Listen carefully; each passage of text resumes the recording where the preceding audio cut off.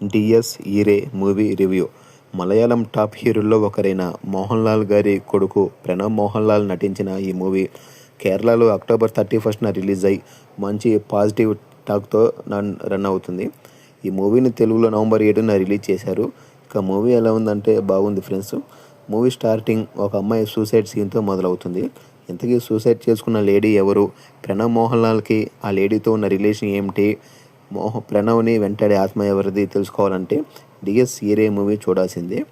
ముందుగా movie plot ఏంటంటే, బాగా రిచ్ పర్సన్ అయిన హీరో ఫ్రెండ్స్తో కలిసి పార్టీ చేసుకుంటుండగా ఒకరోజు ఫోన్ కాల్ వస్తుంది.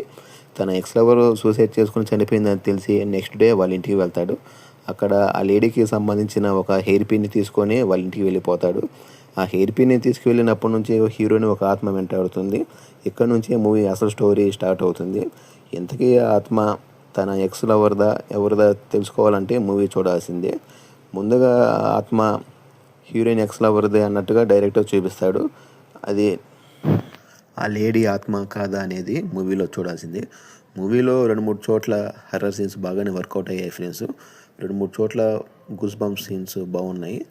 BGM are good. ఓవరాల్గా డిఎస్ ఈరే మూవీ అయితే వన్ టైం వాచబుల్ ఫ్రెండ్స్.